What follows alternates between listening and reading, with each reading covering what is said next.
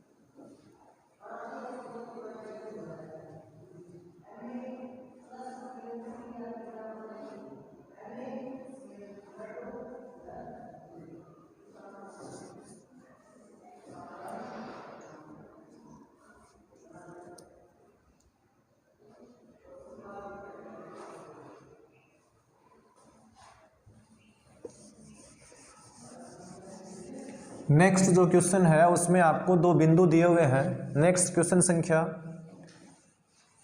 8 है और उसमें आपको 2 बिंदु दे रखे हैं।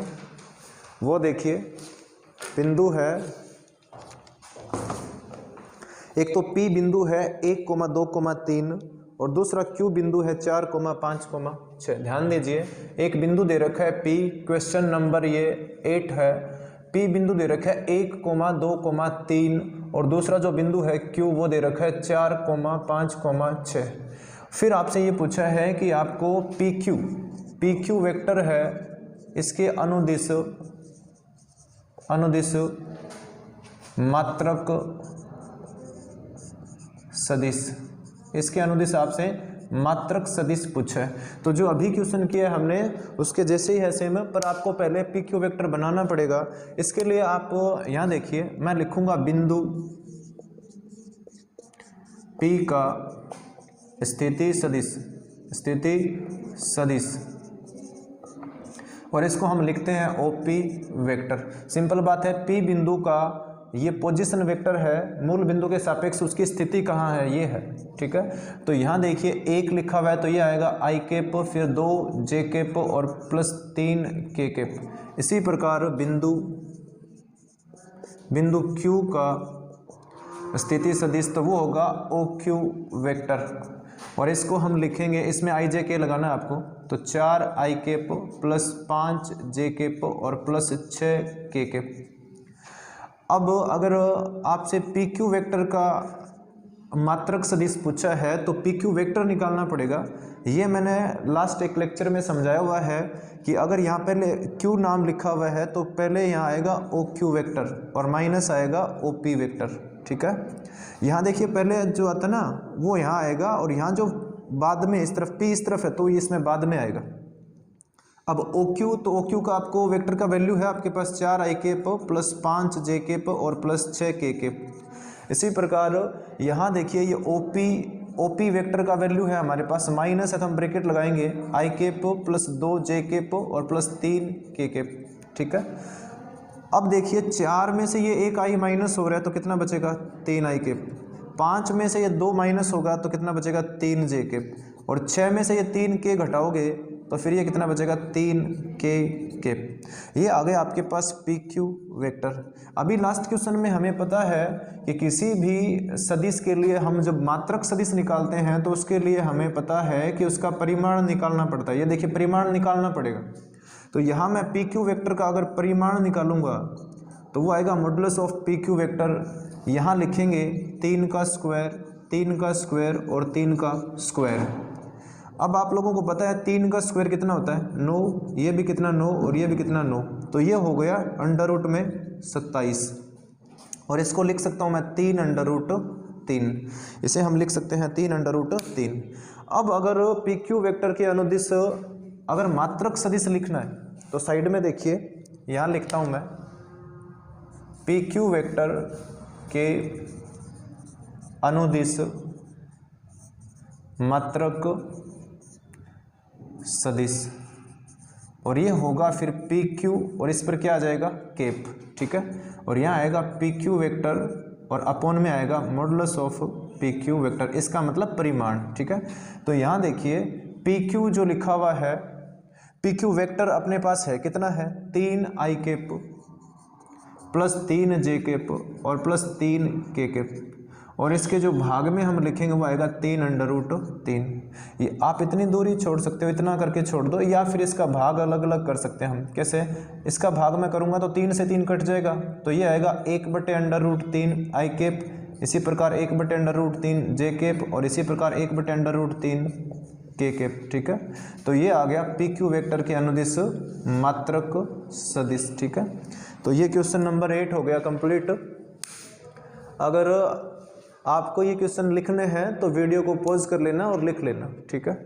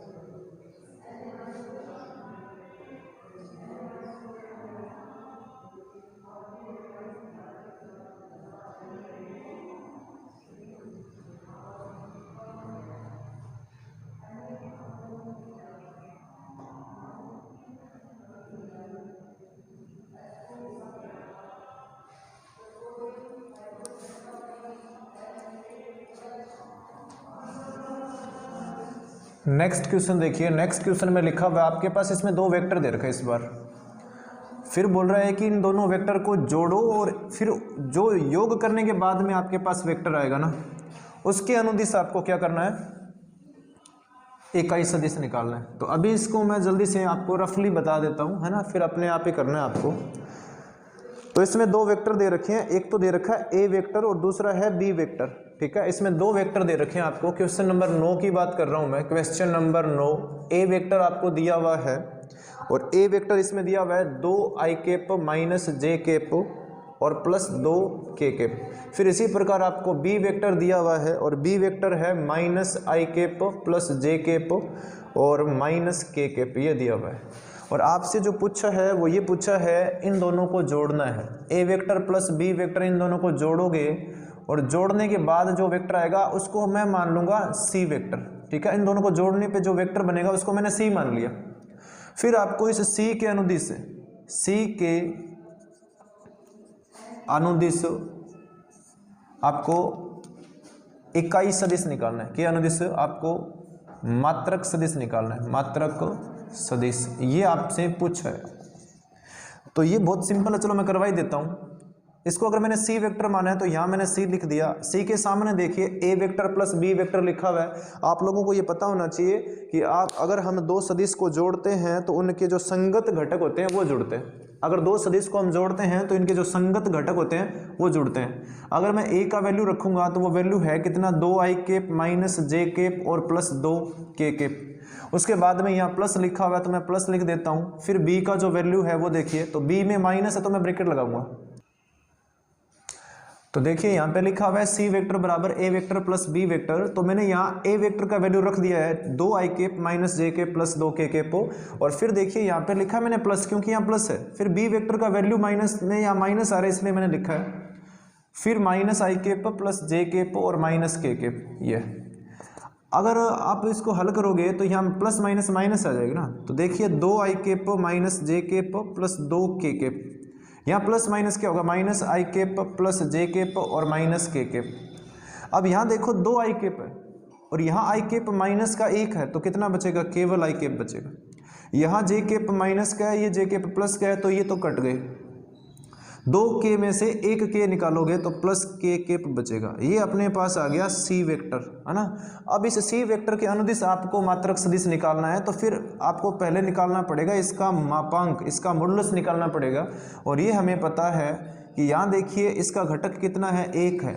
x घटक कितना, 1 है। y है ही नहीं, लेकिन z घटक कितना, 1 है। तो ये अंडर रूट में कितना आ गया, 2। और अब हमें निकालना है सी कैप। सिंपल बात है, सी वेक्टर के अनुदिश आपको मात्रक सदिश निकालना है तो वो होता है सी कैप। तो ये फॉर्मूला बार बार वही लिख रहे हैं, सी वेक्टर और अपॉन में आएगा सी वेक्टर का मॉडुलस। अब सी वेक्टर कितना है, वो है आई कैप प्लस जे कैप, आई कैप प्लस के कैप है। और भाग में मोड ऑफ सी है, उसका वैल्यू कितना, अंडर रूट 2। तो ये आ गया सी कैप। इसका मतलब सी वेक्टर के अनुदिश मात्रक सदिश आ गया, ठीक है। आप लोग ना ये क्वेश्चन अपने आप करना। तो क्वेश्चन नंबर 10 देखेंगे अभी, ठीक है। ये था क्वेश्चन नंबर 9 और नेक्स्ट जो क्वेश्चन है वो है क्वेश्चन संख्या 10, ठीक है। तो उसमें देखिए क्या लिखा हुआ है, चलिए देखते हैं। क्वेश्चन संख्या 10, उसमें लिखा हुआ है एक सदिश दिया हुआ है, उस सदिश को मैं ए मान लेता हूँ। हम क्वेश्चन नंबर 10 की बात कर रहे हैं। एक सदिश दे रखा है उसको, हालांकि उसमें कुछ नहीं लिखा लेकिन मैं उसको ए मान लेता हूँ। फिर देखिए आगे लिखा हुआ है उसमें 5i कैप माइनस जे कैप और प्लस 2k कैप। फिर लिखा हुआ है इसके अनुदिश हमें एक सदिश ज्ञात करना है और उसका परिमाण कितना होना चाहिए, 8 इकाई होना चाहिए। परिमाण कितना होना चाहिए, 8। आप लोगों को ये पता होना चाहिए आपको 8 परिमाण इकाई वाला एक सदिश ज्ञात करना है तो उसके लिए पहले आपको एक परिमाण वाला सदिश ज्ञात करना पड़ेगा। और एक परिमाण वाला सदिश उसको हम क्या बोलते हैं, इकाई सदिश। तो पहले इकाई सदिश निकालेंगे। तो यहाँ से सबसे पहले मैं निकालूंगा इकाई सदिश। निकालने के लिए आपको पता है परिमाण निकालना पड़ता है, तो परिमाण निकालोगे इसका तो 5 का स्क्वायर प्लस, अब यहाँ -1 है तो -1 का स्क्वायर और यहाँ +2 है तो 2 का स्क्वायर। तो फिर 5 का स्क्वायर कितना आएगा 25, 1 का स्क्वायर 1 और 2 का स्क्वायर कितना आएगा 4। तो यहाँ आ गया ओवरऑल 30, अंडर रूट में कितना आ गया 30, ये आ गया मोड ऑफ ए वेक्टर। अब यहाँ से अगर मैं ए सदिश के अनुदिश अगर मैं मात्रक सदिश निकालता हूँ, मात्रक सदिश, तो वो होगा क्या, उसको हम कैसे डिनोट करेंगे, उसको लिखेंगे हम ए कैप से, और इसका फॉर्मूला क्या होता है A vector upon mod of A vector, ये इसका फॉर्मूला होता है। हमारे पास ए वेक्टर की वैल्यू है, चलिए ऊपर लिखता हूँ मैं यहाँ, हमारे पास ए वेक्टर की वैल्यू है, तो यहाँ देखिए ए कैप बराबर ए वेक्टर का वैल्यू कितना है 5 आई कैप माइनस जे कैप और प्लस 2 के कैप, अपोन में इसका मॉडुलस लिखेंगे हम, मापांक लिखेंगे, वो कितना है अंडर रूट 30 है। अब आपके सामने एक यहाँ पर वेक्टर नज़र आ रहा है, आपको देखिए 5 बटा अंडर रूट 30 आई कैप माइनस 1 बटा अंडर रूट 30 जे कैप और प्लस 2 बटा अंडर रूट 30 के कैप। आपके सामने ये जो वेक्टर नज़र आ रहा है, इस वेक्टर का अगर आप परिमाण निकालते हो तो वो 1 आएगा। अब ये बताइए अगर आपको 8 परिमाण इकाई वाला चाहिए, मैं लिखता हूँ ए वेक्टर के अनुदिश 8 इकाई परिमाण वाला सदिश आपको चाहिए, तो वो होगा क्या, वो होगा 8 ए कैप, क्योंकि ए कैप का जो परिमाण है वो 1 है, तो फिर उसको 8 से गुणा करेंगे तो उसका परिमाण कितना हो जाएगा, उसका परिमाण हो जाएगा 8। ठीक है, अब ध्यान दीजिए 8 को गुणा करना है आपको ए कैप का वैल्यू है आपके पास 5 बटे अंडर रूट 30 आई कैप माइनस 1 बटे अंडर रूट 30 जे कैप और प्लस 2 बटे अंडर रूट 30 के कैप। अब इसको 8 से गुणा करेंगे तो ये हो गया 8 पंजे 40 बटा अंडर रूट 30 आई कैप, 8 को 1 से गुणा करोगे तो 8 बटे अंडर रूट 30 जे कैप और प्लस 8 दूना 16 अंडर रूट 30 के कैप। ठीक है, तो ये हो गया 8 परिमाण वाला। अगर आप अब इसका भी अगर आप मापांक निकालते हो, परिमाण ज्ञात करते हो, तो इसका आंसर आएगा 8 इकाई। ठीक है, तो नेक्स्ट क्वेश्चन देखिए 11वां। ठीक है, ये आप अपने आप कर लोगे क्या, सिंपल है, आपको वैसे ही मापांक निकालना है, वैसे ही आपको ए सदिश ए कैप निकालना है, फिर उसको 8 से गुणा करना है। ठीक है, क्वेश्चन नंबर 11 देखिए और इसमें देखते हैं क्या लिखा हुआ है। क्वेश्चन नंबर 11 में लिखा हुआ है दर्शाइए कि 2 सदिश दे रखे हैं वो संरेख है। पहले तो मैं आपको बता देता हूँ संरेख होने की कंडीशन क्या होती है। देखिए संरेख सदिश या समांतर सदिश में परिमाण अलग अलग हो सकता है लेकिन उनकी दिशाएं सेम होती है, दिशा उनकी क्या होती है, सेम होती है। परिमाण अलग अलग हो सकता है लेकिन दिशाएं क्या होती है, सेम होती है। ठीक है, तो देखते हैं 2 वेक्टर दे रखे हैं हमें। क्वेश्चन नंबर मैं 11 की बात कर रहा हूँ और इसमें 2 वेक्टर दे रखे हैं। एक को लिखा मैंने ए वेक्टर और ए वेक्टर के सामने मैं लिखूंगा 2 आई कैप माइनस 3 जे कैप और प्लस 4 के कैप। फिर दूसरा जो वेक्टर दे रखा है उसको मैंने बी मान लिया, माइनस 4 आई कैप प्लस 6 जे कैप और माइनस 8 के कैप। ठीक है, और हमसे ये बोल रहा है कि प्रूव करो कि ये दोनों संरेख है। पहले तो मैं आपको बता देता हूँ संरेख होने की कंडीशन क्या है, साइड में लिख देता हूँ। संरेख होने की कंडीशन है कि ए वेक्टर है ना, ये लेमडा गुणा होना चाहिए बी वेक्टर का। ठीक है, ए वेक्टर लेमडा गुणा होना चाहिए, लेमडा यहाँ एक कांस्टेंट है। ठीक है, बी वेक्टर का यहाँ गुणज होना चाहिए। ये ए वेक्टर बी वेक्टर दोनों सेम ही है पर इसमें ये लेमडा गुणा होगा। इसका मतलब है कि बी वेक्टर का परिमाण है ना वो ए वेक्टर से अलग होगा, बराबर भी हो सकता है। यहाँ लेमडा का वैल्यू 1 भी हो सकता है, 2 भी हो सकता है और माइनस में भी हो सकता है। ठीक है, तो यहाँ देखिए अगर मैं बी वेक्टर को लिखता हूँ तो सामने देखिए लिखा हुआ है, या हम इसको इस प्रकार से भी लिख सकते हैं कि बी वेक्टर है ना वो लेमडा गुणा होना चाहिए ए वेक्टर का। ये दोनों हो सकते हैं, इन दोनों में से कोई भी एक होगा। तो बी वेक्टर बराबर है माइनस 4 आई कैप प्लस 6 जे कैप और माइनस 8 के कैप। आप ये देखिए अगर हमें इसे समांतर प्रूव करना है या संरेख प्रूव करना है तो आप लोगों को ये पता होना चाहिए। इसमें देखिए 2 लिखा हुआ है लेकिन ये प्लस का है और यहाँ 4 क्या है, माइनस का। तो यहाँ अगर मैं माइनस कॉमन लेता हूँ तो -2 कॉमन लूँगा मैं, यहाँ से मैंने माइनस कॉमन ले लिया, 2 भी कॉमन ले लिया तो माइनस बाहर आ गया, तो ये आई अब अंदर बचेगा प्लस का, 2 का भाग 4 में करने पे कितना आएगा 2। यहाँ फिर कॉमन लेने के बाद में यहाँ आएगा -3 जे केप, और ये माइनस बाहर गया तो +4 के केप, क्योंकि 2 कॉमन लेने पे तो 4 ही बचेगा। अब यहाँ देखिए बी वेक्टर है ये, अब इसको तो मैंने बी वेक्टर लिखा -2, इसे देखो अब ये कौन है, तो ये देखिए ये ए वेक्टर आ गया, 2 आई केप -3 जे केप और +4 के केप, ये तो ए वेक्टर आ गया। तो मैं यहाँ क्या लिखूंगा ए वेक्टर। तो अब मुझे ये बताइए कि बी वेक्टर बराबर लैम्डा ए वेक्टर से, है ना, इन दोनों से देखिए आप इन दोनों की तुलना करें से, मैं लिख सकता हूँ ए वेक्टर तथा बी वेक्टर संरेख है, दोनों क्या हो गए संरेख है। सिंपल बात यह है कि इस बी वेक्टर का परिमाण अलग है पर इसकी डायरेक्शन सेम है, ठीक है। तो नेक्स्ट क्वेश्चन देखिए, जल्दी से कॉपी करो, नेक्स्ट क्वेश्चन अभी देखेंगे।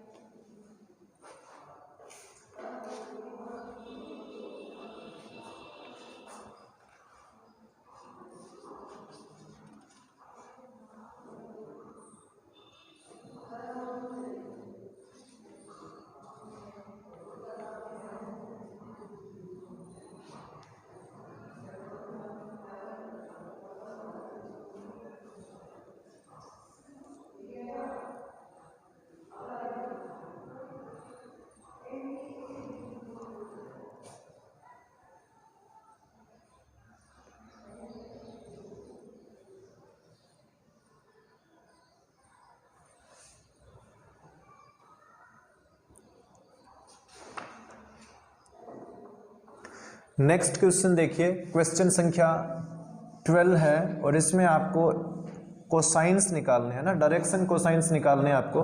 वेक्टर दिया हुआ है, देखिए डायरेक्शन कोसाइन निकालने के भी तरीके 2 है, अभी बताऊंगा मैं, ठीक है। डायरेक्शन कोसाइन निकालने आपको दिक् कोजय बोलते हैं हम उनको हिंदी में। आपको एक वेक्टर दिया हुआ है और वो वेक्टर है क्वेश्चन नंबर 12 है, और एक वेक्टर दे रखा है, इसको मैंने ए वेक्टर लिखा, आई केप +2 जे केप और +3 के केप, ये दिया हुआ है, ठीक है। और आपको निकालने हैं दिक् कोजय, ठीक है, आपको दिक् कोजय निकालनी है इसकी, दिक् कोजय, इसको हम डायरेक्शन कोसाइंस बोलते हैं। देखिए एक तो तरीका ये है कि पूरा वो थोड़ा बड़ा होगा, जैसे आपको पता है एक्स अक्ष के साथ, है ना, जो वेक्टर है उसका जो कोण है वो कितना होता है अल्फा, तो उसकी दिक् कोजय क्या होती है कोस अल्फा। अगर वाई एक्स के साथ देखेंगे तो वो होगा कोस बीटा, और इसी प्रकार अगर हम देखते हैं कोस गामा जो जेड एक्स के साथ है, तो इसका फॉर्मूला आपको आना चाहिए, होता है a1 बटा √a1 square plus a2 square और प्लस a3 स्क्वायर, ये होता है, ठीक है। और यहाँ a1 क्या है, ये a1x घटक है ना, कितना है 1 है इसमें। अगर a2 की बात करूँगा तो 2 है, और a3 की बात करेंगे तो कितना है 3 है, ठीक है। यही है a1 a2 और a3, और ये कोस अल्फा निकल जाएगा। इसी प्रकार अगर मैं यहाँ a2 लिखूंगा और इसके बटे में वही सेम √ लिखेंगे तो वो क्या हो जाएगा कोस बीटा, मतलब ये हो जाएगा आपकी वाई एक्स के साथ जो बना है कोण और उसकी दिक् कोजय, और इसी प्रकार ये हो जाएगा जेड एक्स के साथ जो कोण बना है गामा उसकी दिक् कोजय, ठीक है, या इस ए वेक्टर की दिक् कोजय, ठीक है। अब इसके लिए क्या आएगा, फिर ऊपर a3 आ जाएगा और बटे में सेम वही √ आएगा। एक तो तरीका ये है। दूसरा आपको ये पता होना चाहिए, जो ए केप निकालते हैं ना, ए केप इसको बोलते हैं हम इकाई सदिश या फिर मात्रक सदिश, और इसमें जो यहाँ आई केप प्लस जे केप और प्लस के केप, इसके जो यहाँ घटक होते हैं जिसको मैं लिखता हूँ एक्स वाई और जेड, तो यहाँ जो इकाई सदिश है उसमें जो घटक होते हैं ना, वो घटक अपने आप में दिक् कोजय होते हैं, ठीक है। घटक जो होते हैं वो अपने आप में क्या होते हैं दिक् कोजय। अगर यहाँ ए केप है और ए केप में जो एक्स घटक है, वाई घटक है और जेड घटक है, वो अपने आप में दिक् कोजय होती है, ठीक है। जब मैंने ये इसका फॉर्मूला बताया था ना कि कैसे बनता कैसे है ये, तब उस टाइम बताया था, है ना, कोस, अगर मैं अल्फा की बात करूं पहले, तो कोस अल्फा को मैंने बोला था कि हम इसे एक बार एल मान लेते हैं, क्या मान लेते हैं एल, और इसका जो फॉर्मूला आया था वो आया था x/r, ठीक है। तो यहाँ देखिए x बराबर क्या आ रहा है, x बराबर आ रहा है L × r, x बराबर क्या आएगा l इंटू आर। ठीक है, तो ये जो x है ना, ये x यहाँ जो x लिखा है मैंने अभी, ये वाला x तो है यहाँ, ये x, लेकिन यहाँ जो x लिखा हुआ है वो x कैसे बना है, वो x देखिए r का भाग करेंगे ना, r क्या है यहाँ पे मापांक है, r क्या चीज़ है, उस सदिश का मापांक है। तो x घटक में अगर मापांक का भाग करेंगे तो ये जो घटक बनेगा ये बनेगा मात्रक सदिश का x घटक, और ये क्या होता है, दिक् कोजय। तो वैसे तो ये फॉर्मूला अगर आपको याद है तो इस तरीके से हम कर लेंगे, ये सिंपल रहेगा, उसमें आपको पहले इकाई सदिश निकालना पड़ेगा ना, तो ये हटा देते हैं। और ये देखिए, तो मैं अब लिख देता हूँ, आप लोगों को यहाँ पहले ये पता होना चाहिए, ए वेक्टर लिखा मैंने और यहाँ से मैं ये x हटा देता हूँ, इसको मैंने लिखा a1 i cap, a2 j cap और प्लस a3 k कैप। अब इनकी तुलना करो, तो तुलना जब करेंगे, तुलना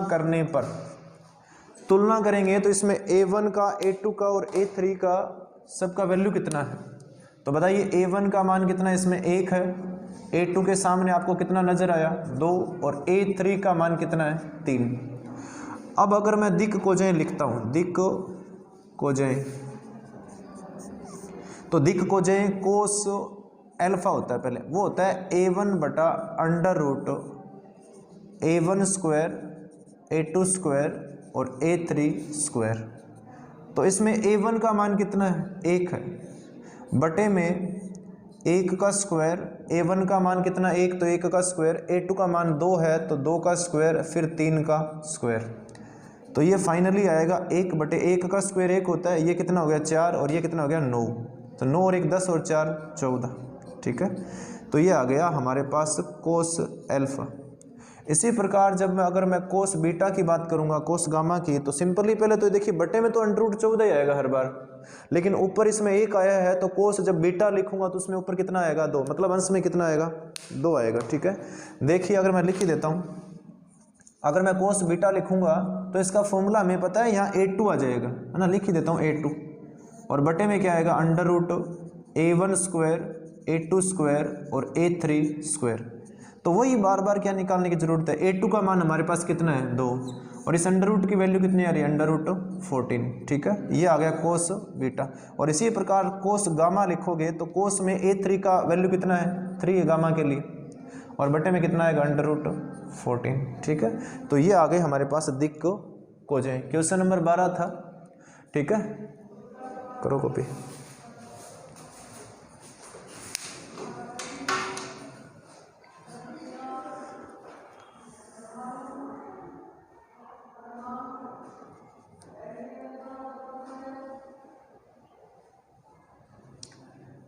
तो आज इतना ही पढ़ेंगे, बाकी के क्वेश्चन हम नेक्स्ट वीडियो में पढ़ेंगे और नेक्स्ट लेक्चर आपको मिल जाएगा। और तब तक के लिए देखते रहिए आप RNTA स्कूल सरदार सर। धन्यवाद।